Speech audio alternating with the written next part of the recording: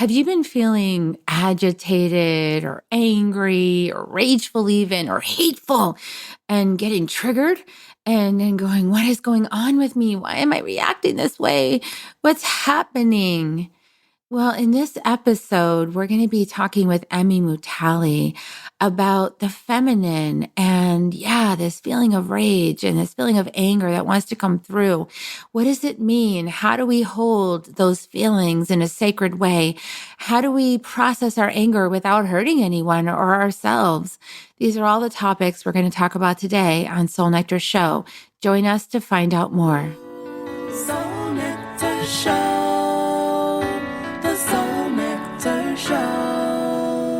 You're invited, delighted to discover who you are.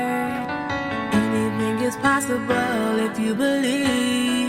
So join us on this beautiful journey. Soul Nectar Show. Soul Nectar Show.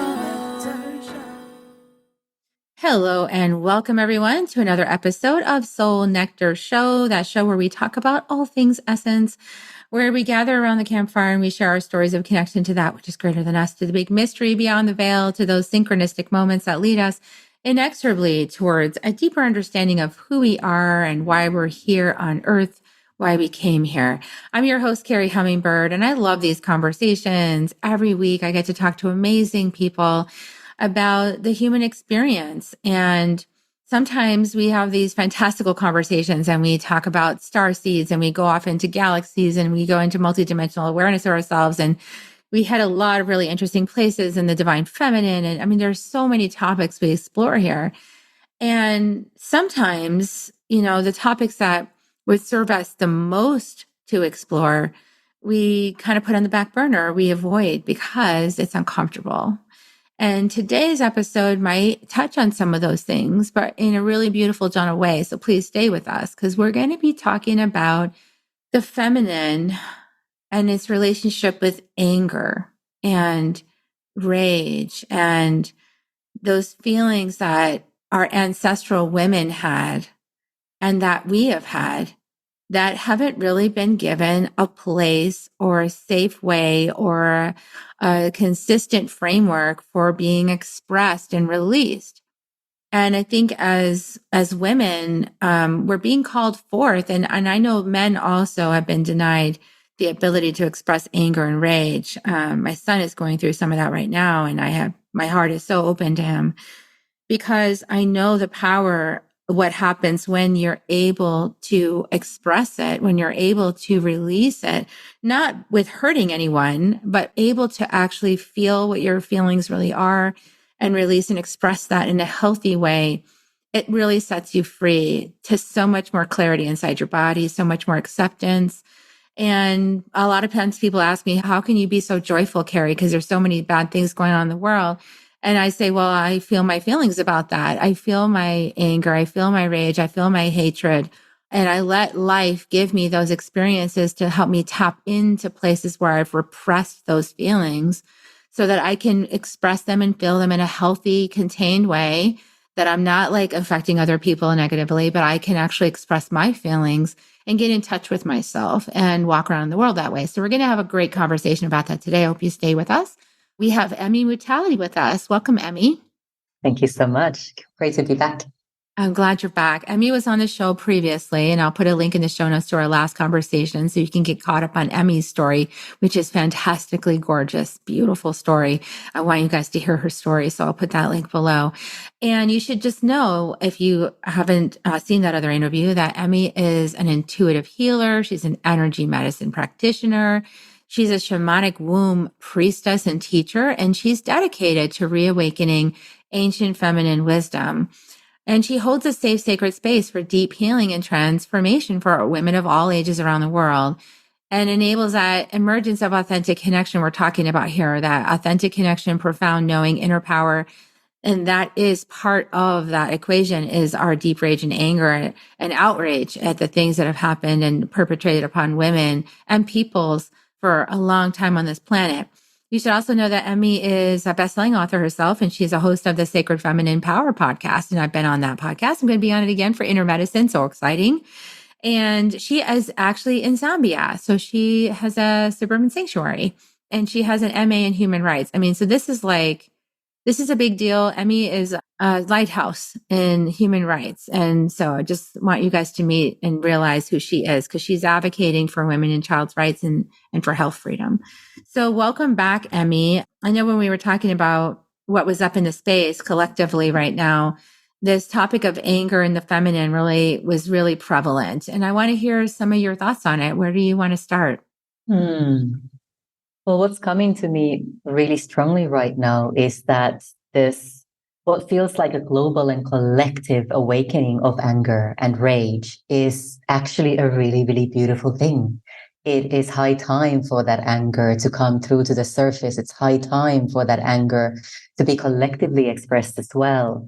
And when we allow that anger to be safely expressed, to come through in a way that is transformative, transmutative, if I'm pronouncing that correctly, and transcendental at the same time, then we start to reach those beautiful places of healing and transformation, and those places of forgiveness that we so desperately need on our planet at the moment on so many levels. Yeah, I love that. The lens I often look at things, Emmi, is through the Gene Keys, GeneKeys, which is affiliated with the Human Design. Richard Rudd put together just a beautiful system he downloaded, and it makes so much sense to me. And my primary, my key and my pearl, which is my gift to the world kind of thing, that is working through the shadow of conflict. And the gift is diplomacy, and the result is peace, right? The high frequency. And all my life, I've been trying to make peace by bypassing conflict. And I've realized that doesn't work because it creates a false peace. And the anger and the resentment and everything is still there. It hasn't moved. It's like I'm just smearing it with a smile, And so whenever I get in that false place, I can tell now. And then in my life, I always think I knew it was happening and I was angry at myself for doing it, instead of like standing up. And I think so many women are like that. What are you seeing in the population?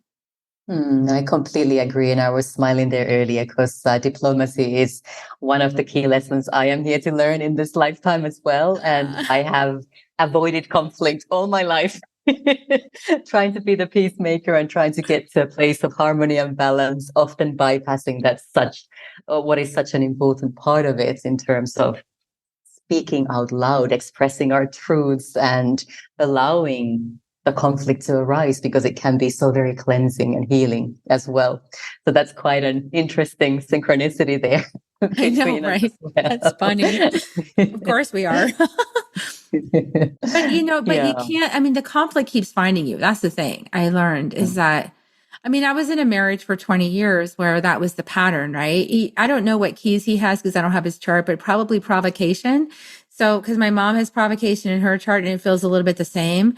And so it's like that poke, provoke, like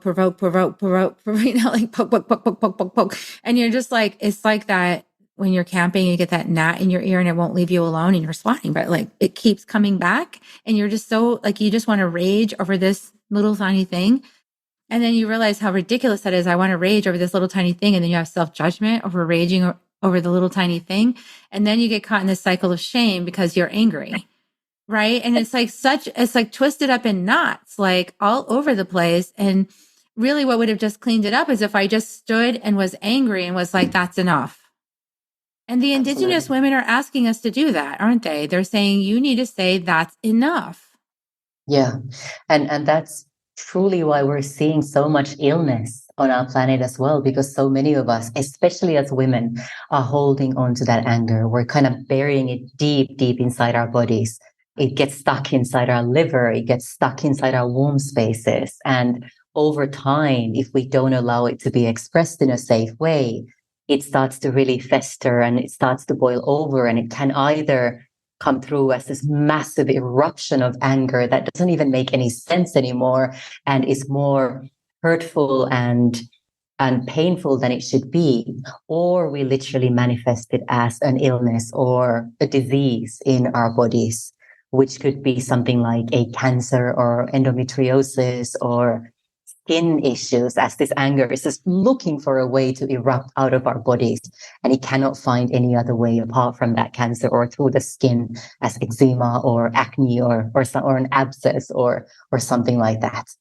Yeah. And the thing is that if we don't confront it and feel it in our bodies, then we are kind of like also disconnected from our bodies, right? Because Yeah. there's a simultaneous programming that happens with women and probably men too, but I'm in a woman's body. So that's what I'm going to talk about is that we have these traumas and we have these systems of shame, misogyny and systems of shame that are built up to make women ashamed of their bodies, ashamed of their emotions, and ashamed and repressed in their feelings. They're big, powerful feelings. Anger is a powerful feeling. And we're specifically told we're not allowed to have that feeling as a female, and many men as well. So how do we have to move through the anger and we have to reclaim our bodies, because if we're disconnected from our bodies, then we're actually also preventing our own awakening, right? Our own enlightenment process is stalled out because we're not feeling everything that's inside of our bodies. Yeah, absolutely. And that is such a huge part of the conditioning that we've all have been brought up in, pretty much collectively, globally, especially as women again. And as you said, we have been taught to suppress and hide our anger. We have been taught to remain silent when all we want to do is scream or voice our expressions and opinions and let it be known that an injustice towards us has been done. And yet there is this massive culture of silence and silencing that we have been born into for most of us. And this idea or this narrative of having to be the good girl who is seen but not heard or not even seen often, who just kind of goes about her life doing what she's expected to do and never rocks the boat, never strays off the path, the beaten path, and is dutifully fulfilling her role as the stereotypical woman or female. And it is incredible that we are now in 2023, how strong the stereotype still is, and how many of us continue to buy into that, often without questioning. And if the questioning starts to come through, it takes a hell of a lot of courage to actually follow that up and start to change our patterns and our beliefs around that as well. Yeah. And I realized at some point in the last couple of weeks that it's like an octopus. There's different arms of the matrix system. So like if you are a woman and you're constantly, all people in the United States, for example, are getting poked constantly, like for stupid little petty stuff, right? That like adds up and stacks up because it's really annoying little stuff. And you're constantly being poked and provoked. So like, let's say like down to like the simple thing, like the HOA is sending you the notice because your grass wasn't mowed exactly to this, or you had something in your driveway that your concrete of your driveway isn't completely clear. It's like they caught you in it. And there's a lot of pressure to that. There's pressure at work. There's pressure on the freeways. You have to be at work by a certain time, and there's all this traffic and everyone's jockeying to like get to work on time at the same time. And so our society is set up to be highly aggravating, right? Yes. But then if you express that anger, then you've lost it. If you express your anger, then you're out of line. And now if you're a woman doing that, you're crazy. And then you need to go to the psychotherapist where they're going to give you a diagnosis and say you're emotionally dysregulated. And then they're going to say, well, you need to stop that. So here's a pill to help you not feel your feelings, because we don't want to feel your feelings when you're feeling your feelings. So quit that. And I just described my whole life, right? And there's no place for you to express your feelings. And then it's like the whole system is set up to be poker face. Like, I'm not going to let that person know that they irritated me. And then people are wondering why there's like road rage. Why do you think there's kids going into schools, young boys that have been repressed too, going into schools and shooting the place up? Because the only place they feel powerful is on the video games. That's it, in their room. And they want to bring that power into the world. And the only way they've been shown how is through violence. So we have made anger, we have disowned it and made it an enemy. instead of seeing that it's a warning system. Yes, a warning system, and also something that tells you that something isn't right. Something unjust is happening, something that we need to take a stand around as well.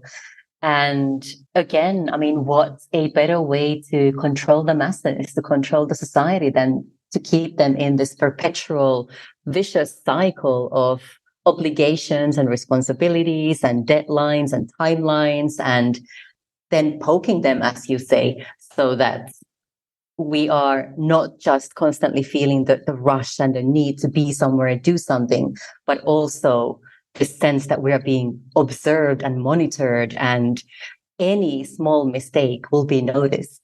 Any small mistake will receive some sort of a repercussion. I mean, literally it's like living in a jail, in a prison. And we have some sort of an illusion of freedom. Like we have the right to make decisions for ourselves, when in reality, that space is becoming smaller and smaller and smaller as long as we choose to stay in that matrix that you talked about. And we choose to go along with these societal expectations and systems and structures that we perhaps all used to consider safe and good for us. And that's the irony. Exactly, yeah. And that are just being more and more exposed as systems that really don't have our highest interest and our best interest at heart. Yeah, and it's really an extrapolation of the family system, right? So in a family system, the little child has anger, girl or boy, is told, you're not allowed. That's disrespectful towards me for you to express that anger in this house, right? And then so the kid's like, well, I'm 3, I don't know how to manage my emotions. I'm 3. I have anger. It's moving through me. It's a powerful force. And then it gets stopped up, right? It gets stopped up, and then kids turn inwards on themselves a lot of times, or they turn outwards in bullying. And it's kind of like, it seems to me like what happens is that parents just don't want to be bothered. They just don't want to be bothered with it. And so they want it to stop because they, on the outside world, have all this pressure all the time. So the last thing they want at home is more pressure.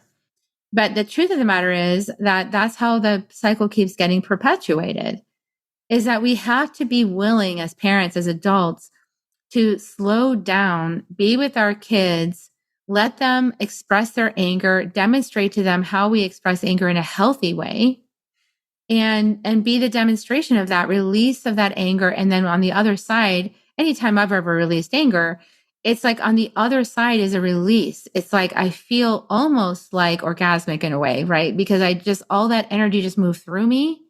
And now I'm free of it, right? And now I can be like, okay, what do I actually want? Because I don't know what I want in the middle of the anger. I just need to express the anger. On the other side of the storm, now I have some peace. I have some clarity. I have okay, what do I actually want for myself? And then I can ask for that. And I think so much of this is that women haven't been helped to understand how to find out what they really want, right? We've been kept out of our bodies through shame and other means and abuse. We disassociate from our bodies because of all of that. And because we're disassociated from our bodies, we don't have access to our intuition and a knowing of what we actually want. And then we can't express what we want. And then men get frustrated. So isn't it like a cycle? Like it's just like a twisted, repeating cycle. Absolutely. And very systematically and in a very structured way put into place for centuries to keep us powerless, to keep us from remembering how powerful we truly are when we are fully connected to our bodies and when we're fully connected to our intuition and our divine feminine wisdom as well that lives inside ourselves and inside our womb spaces. We all have that. And yet we've been taught to forget how to access that. Yeah. And so how do we start to unbreak this? How do we unwind this matrix? How do we become aware of it in our lives? I mean, how do we start to dismantle it?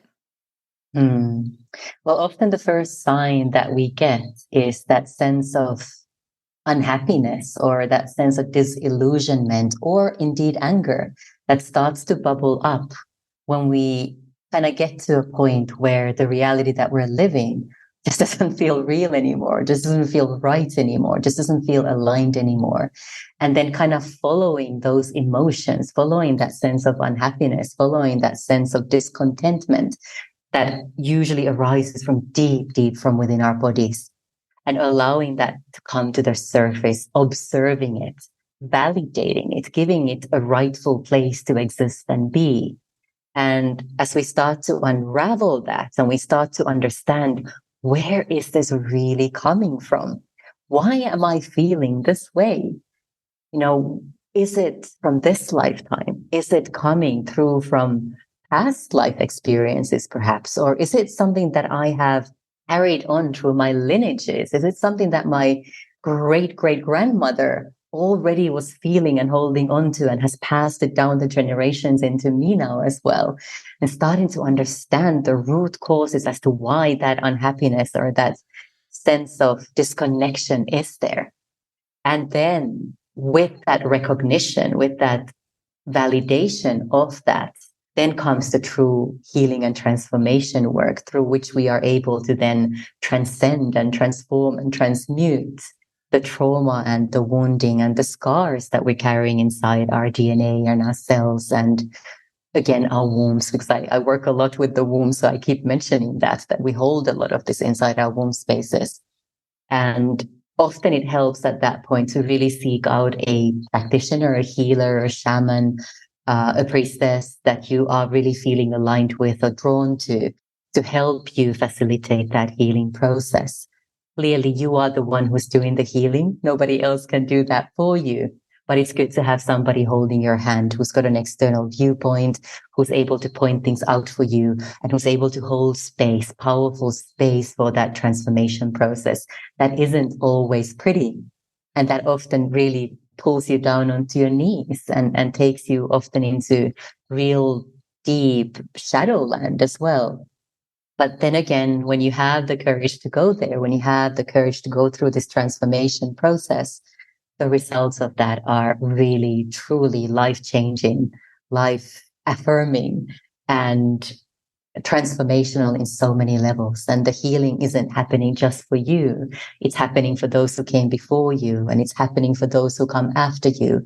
And I truly believe that it's also affecting through this ripple effect, vibrational ripple effect. It's affecting the collective on our planet as well. And beyond, potentially as well, even beyond our planet. Yeah, I love that you bring all that in, the ripple effect and the fact that, what we're healing in ourselves is healing our ancestors as well. We are one. This is that recognition that the indigenous people always knew, is that we're one. Yes. We're all one collective. Even in the fractal, like when the Gene Keys, Richard Rudd talks about the fractals, right? And it's like when two fractal lines come together that are like similar polar opposites, and it's very tense to be in that kind of fractal alignment. It's karmic relationship, right? It's very, very tense. It creates a lot of explosive energy. I had that with my ex-husband, the father of my kids. And so when it's like, but that tense energy, that really intense karmic energy is a cleansing, actually. That fractal is causing a cleansing of both fractals of those energetics. And if you can hold the tension of it, as long as you can hold the tension of it, you can create a lot of good, positive change in either direction just by being with the frustration, the anger, the rage, and all of that process. And in my case, I was dragged down into a feeling of wanting to die. And obviously at that point, it was time to leave, so if it's getting down to that place, if I want to kill myself, then I think it's time to leave that relationship. It's a little too much. I'll have to do the work on it from over here in a safe place. And when you're talking about a safe place, I love that. We have so many more safe places now as women because more women know about the sister wound and the mother wound, and more women have done their work on that so that they have become places that are safe for other women. So what are some signs, Emmi, of a safe place? Because I know people want to do this work, but they're also nervous about, I don't need any backstabbing. I don't trust women. They haven't been my friend. They attack or they do this and it's unexpected and then it really hurts. And I don't want to be shamed or blamed or judged. I mean, there's so many ways that women have been against each other. What are some ways that you know that you can identify what a safe place is to be with a mentor in that regard? For me, it's always about energetic alignment. So who does it feel good for you to be with? Who do you feel a strong resonance with? Who do you feel a perhaps an unidentifiable vibrational connection with. It's just this feeling that when you're speaking to this person, whether you are face to face in a room or you're connected on Zoom, for example, you feel like you can take a deep breath and just relax in the presence of this person. And there's almost like this recognition of each other. And it could well be a recognition of you having met each other in a previous lifetime, for example, or it could just simply be just this beautiful alignment of energy. And that often comes when you are connecting with a mentor or a healer or a facilitator who's been on a similar journey as to what you have been through. They've been there. They know what it's like. They recognize it when you share about your experiences with them. They've gotten to the other side of it with the understanding that it is a spiral journey and we kind of get to deeper and deeper layers on our own journeys of those key lessons that we're meant to learn. But there is this recognition like, hey, that person knows what I'm talking about. They can truly feel what I am going through. And just by their presence, by their vibration, by their energy, the light that they're emitting, even through the screen, this is the kind of person I need to be working with. And not even the kind of person, this is the person that I am meant to be working with.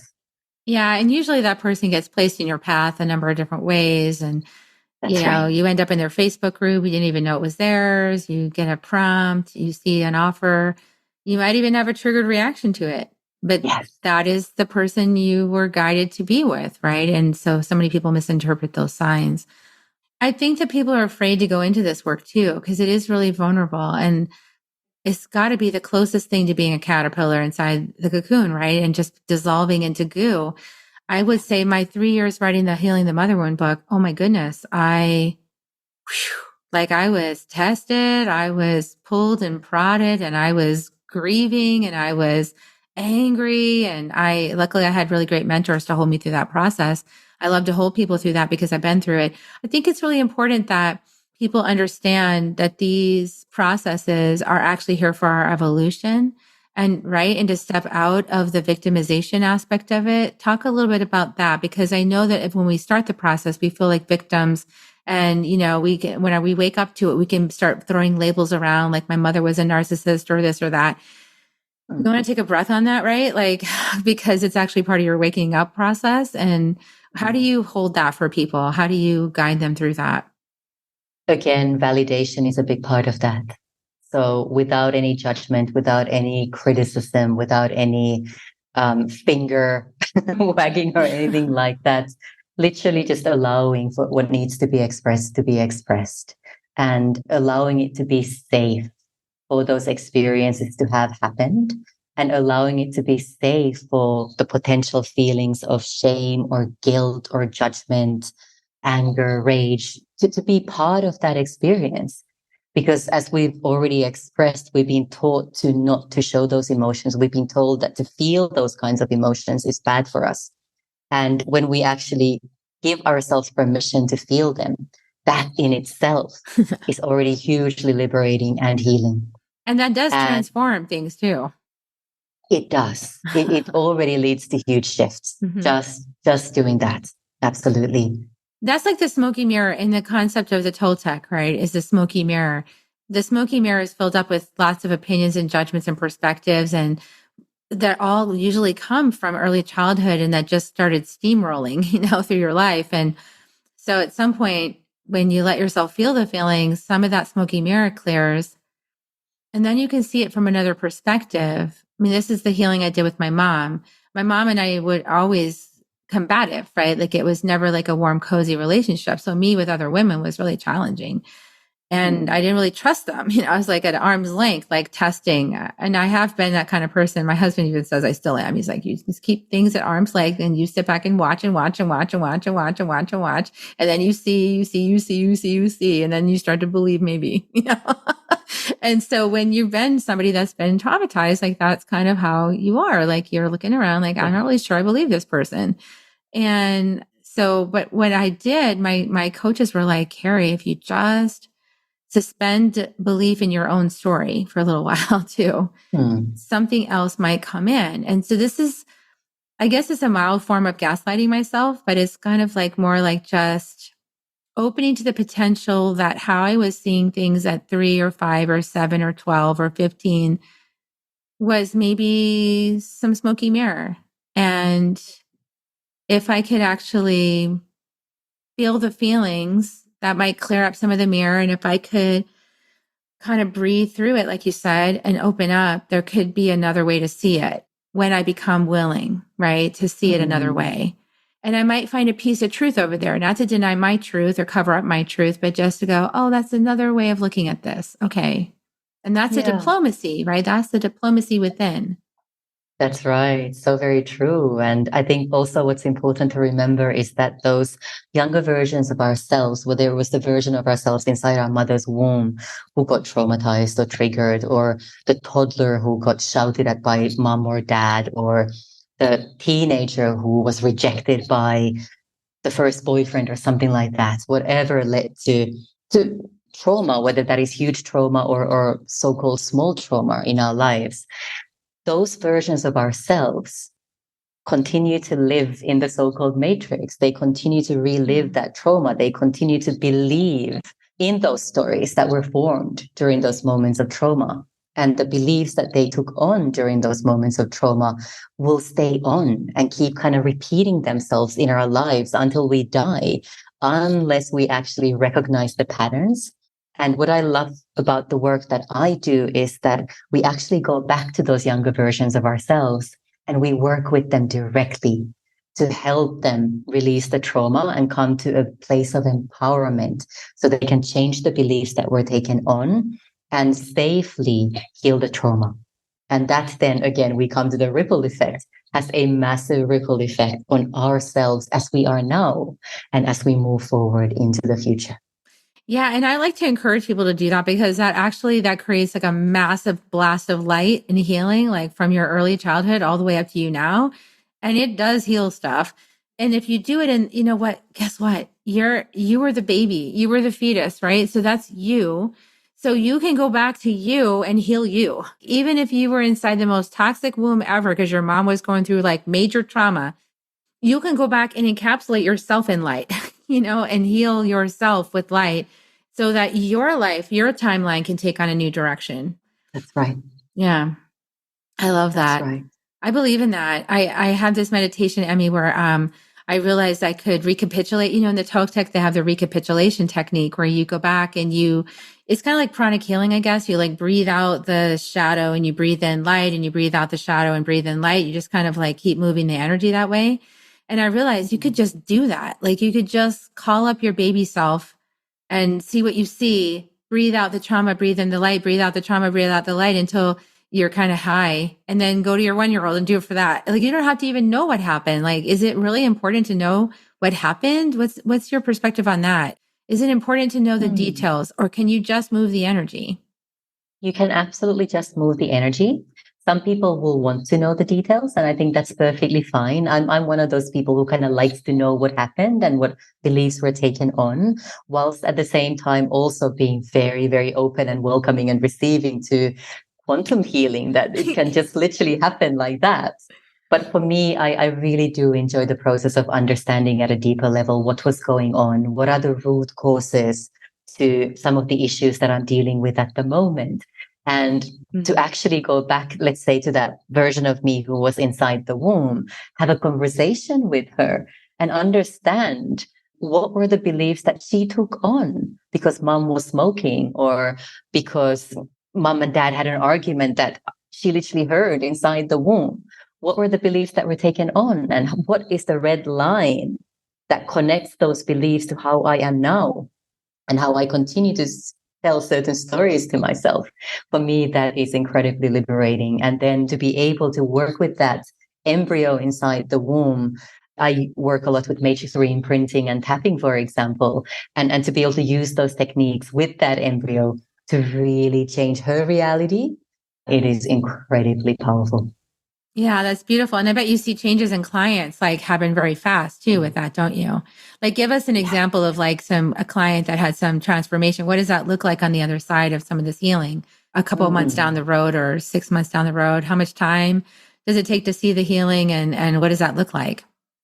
Yeah, it really depends. It's unique for each individual. And sometimes the healing can be like immediate. The shifts and changes are pretty much immediate. Sometimes it takes a little bit longer to integrate the healing process and for the changes to be seen. And sometimes you need a few sessions before something is truly and completely cleared.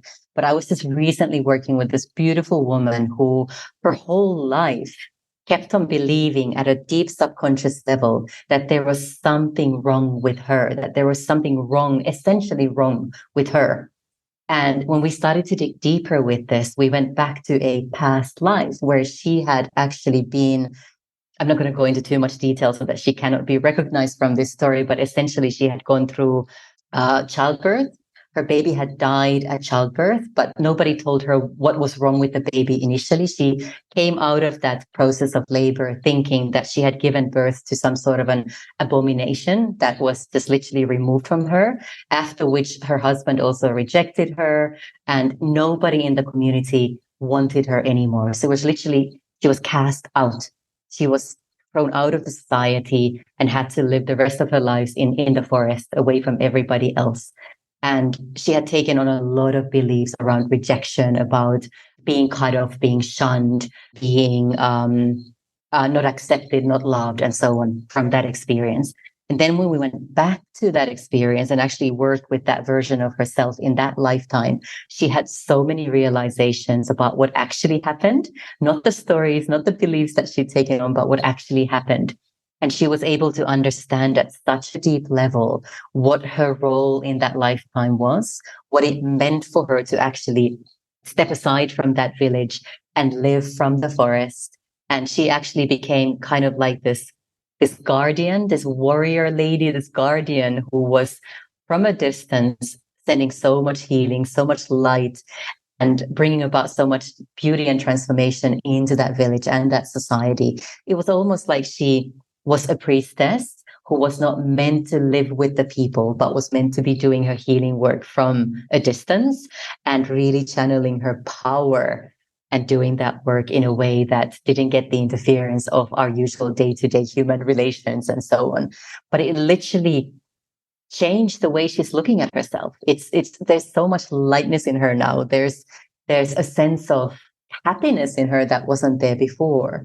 And there's no longer this need to constantly have to validate her story externally and to have somebody keep telling her how wonderful she is. She's got that very strong kind of like an aligned sense of who she is, what she's meant to do in this lifetime as well, and how she's truly meant to serve the communities around her. That's beautiful. And I think validation is such an important thing. And being able to self-validate is a beautiful gift out of that. And that inner knowing of her value and her worth and that story being rewritten, that's beautiful. And often, sometimes I wonder with clients, I just think it's like an art. Sometimes it might just be the brain's way of explaining something that's going on deep inside, right? It's through the story. So it's kind of fun. Yeah. Yeah, it's beautiful. Well, so if you guys, if you're feeling anger, like let's not shun the anger, right? The anger is a sign that something's out of balance. The anger is a sign that something's been touched that needs some healing and attention and a boundary and some love, right, Emmy? And might be some exploration because maybe the anger is triggering a memory of this other lifetime and it's not healed and it needs to be healed. Or maybe the anger is triggering your ancestral women who are like, hey, that's not okay to treat you that way. And maybe the anger is just telling you need to speak up and you need to stand in your power. So it's really your inquiry and every woman's inquiry and every person to go into that space and take a look, right? I mean, it's like, that's the work. Absolutely. That is 100% the work. And the rewards at the end of that journey are just beautiful, expansive, and life-changing in so many ways. That's beautiful. I love it. So I know that you have your podcast that people can reach out and watch episodes on your podcast. Is there anything else that you want to just direct people towards? You've got a lot of things going on, but you have Sacred Feminine Power as a podcast. I'll put a link in the show notes. Is there anything else that you'd like people to know about before we head out? Well, right now, I'm working on a book collaboration, a really beautiful collaboration. The book is called Return to the Mother World, Ancient Feminine Wisdom in Times of Transition. And it really is a book that shines a healing light and brings medicine into these changes that our collective and our planet is going through at the moment. And it's also about paying homage to the Great Mother and the rise of the divine feminine. And I still have a few author spots available. So if anybody who's listening to this is someone whose life has been touched by the divine feminine, whose life has been transformed by their connection to the Great Mother, and who are now sharing their healing gifts with the world in their own unique ways, I would love to share your story in that book. And I'm also including an audio component in the book where you get to record a prayer or a ritual or a meditation or an activation. And I'll be doing an online summit as a complement to the book as well. That's yet another layer or an opportunity for you to reach a wider audience, get your story heard by more people, and really share your medicine with everybody as well. Oh, that's beautiful. Awesome. I'll put a link in the show notes to all that information. Might just be an email to Emmi. So we'll see. It'll be down there in the show notes. And in the meantime, wow. Thank you, Emmi, for being on the show again and for sharing your deep wisdom and your beautiful presence and your energy is so lovely. Thank you for being here. Thank you. And I welcome everybody to like and comment. Please share with us what you thought about this conversation, what came up for you, what arose for you, what permission are you going to give yourself now in your life that maybe you wouldn't before this interview, and talk to us. Tell us what you thought and leave a comment, review, subscribe, all that kind of stuff. And we're going to give kisses now. So here they come. So Emmi, we're going to give kisses, everybody. We love you so much. Here come your kisses. Yay. We'll see you guys next week on Soul Nectar Show, everyone. Bye for now. Bye. Thank you. If you found even one gold nugget in this episode of Soul Nectar Show, will you do us a favor? Will you subscribe, like, and share this episode? Maybe even write a comment and let us know what you thought about it. We really, really want to engage with you at a much deeper level. Let's be part of community together. Have a great week, everyone. Bye for now. To dive in deeper to nourishing conversation, visit soulnectar.show. Soul Nectar Show. Awaken, Nectar Show. Take a sip from the drip of nectar, from the source of who you are. Soul Nectar Show. Yeah, yeah.